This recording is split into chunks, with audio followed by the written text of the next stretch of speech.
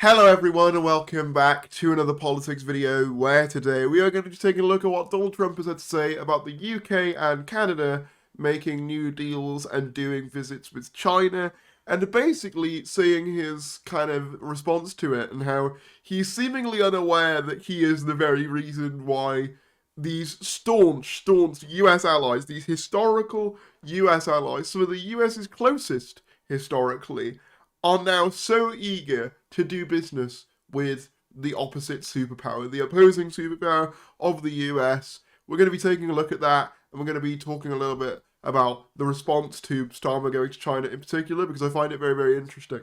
But subscribe if you're new, that would be greatly appreciated. But with that said, let's dive right into it. So I once again want to give a shout out to Politics UK for their coverage on this, but let's watch Donald Trump's statement in full.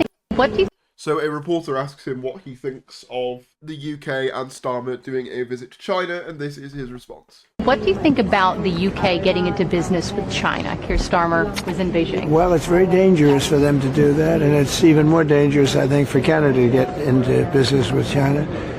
Canada is not doing well. They're doing very poorly, and you can't look at China as the answer. I know China very well. I know President Xi's a friend of mine. I know him very well, but that's a big hurdle to go over when you get Canada. The first thing they're going to do is say you're not allowed to play ice hockey anymore. That's not good. Canada's not going to like that. I don't even really know what he means by that. I feel like it's just another one of his like sort of senile rants. But he mainly talks about Canada here when the question was about the UK. But the US and Trump are seemingly oblivious to the fact that the very reason why all of these historic US allies who haven't been really conversing with China too much, this is the first visit of a British Prime Minister to China since, I think it's been about 8 years since a Prime Minister last visited China, and there's like no self-reflection going on in America as to like why this is. The reason why these countries are so eager to do business with China is because the US is not seen as a reliable ally at this moment in time, and so people are going to the alternative. Now, I've seen quite a few interesting responses to this on the right of British politics in particular. Basically, people saying that, oh, we're doing deals with communist China and so on and so forth. But the thing I find wild about it is whenever there is stuff that goes on in the US that disconcerts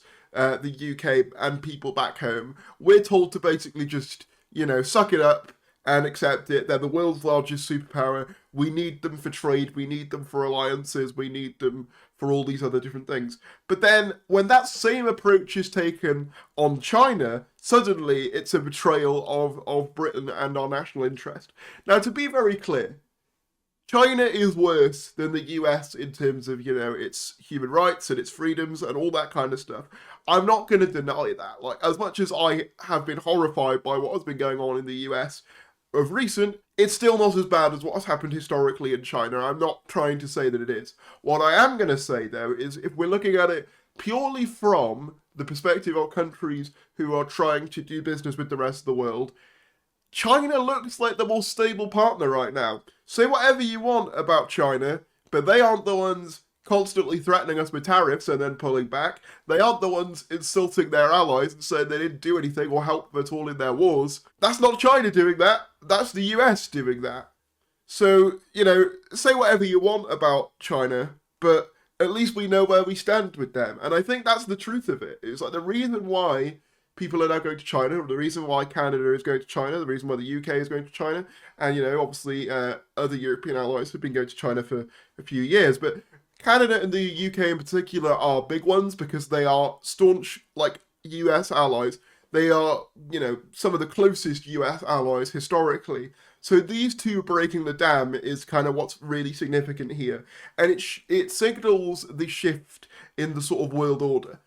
We are entering a phase now where I do believe American hegemony is over. I believe Mark Carney was right, and as someone not from Canada but from the UK, I wish that Starmer was more aware of that reality and more willing to say how it is on that. Like, it's scary because we do get a lot from America. We do rely on them a lot economically, militarily, so on and so forth. But I think it's time now for everyone in Europe plus Canada to work together against the US, because at this point, they are not to be trusted.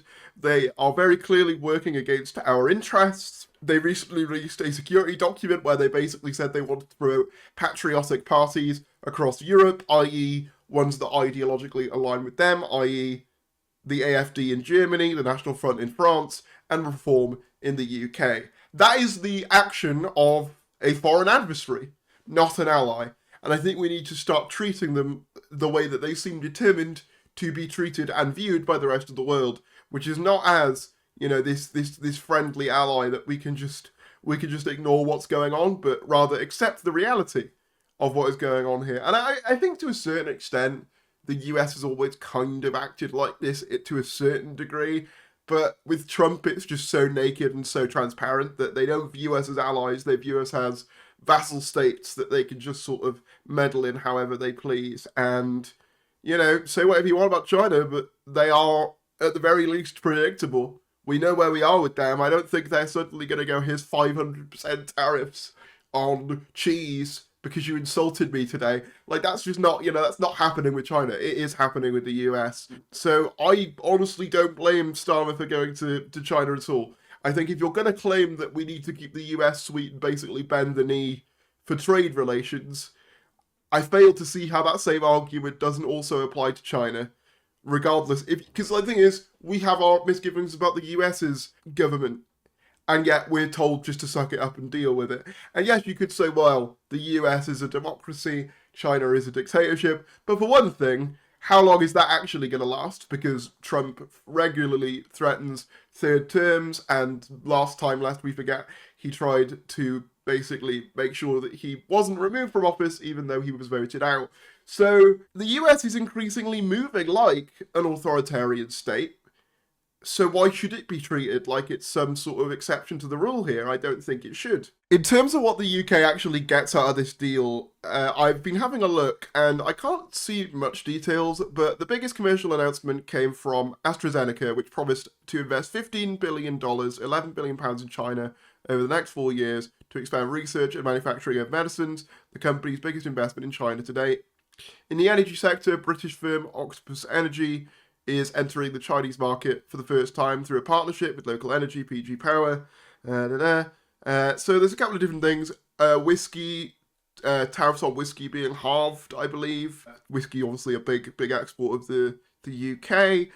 Not like a wide-reaching kind of agreement like what Canada got, but, you know, clearly something out of it. Obviously, again, I do think that if we're going to get China, we should be trying to get as much as possible out of it. There was also this whole thing about them making it harder for China, making it harder for the people who build the boats for the illegal channel crossings to be able to get the materials to do that as well.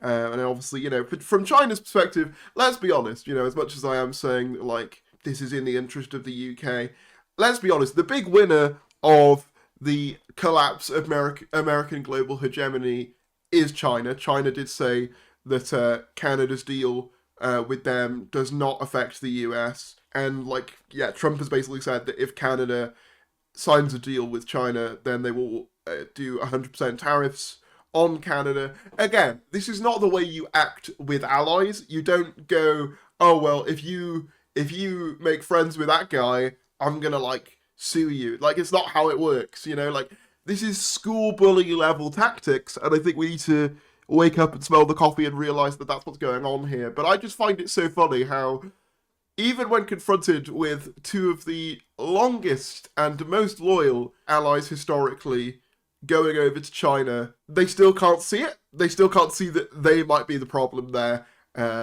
Yeah, I found the response to Starmer visiting China kind of bizarre, because it's like, these are the same people who say we just have to go along with whatever the US wants for trade purposes, and then when we go to China, hoping to increase relations with them, then that's seen as betrayal. And, like, you can say that we're ideologically opposed nations, but I would honestly argue that the US is increasingly acting like one of those as well. You know, as of recently, the Chinese haven't been threatening a NATO ally. As of recent, the US have been. So, let me know in the comments below what you think. Do you agree with me? Whatever your thoughts are, drop them down in the comments below. Let's enjoy the discussion. Like if you enjoyed, subscribe if you're new, and I'll see you later.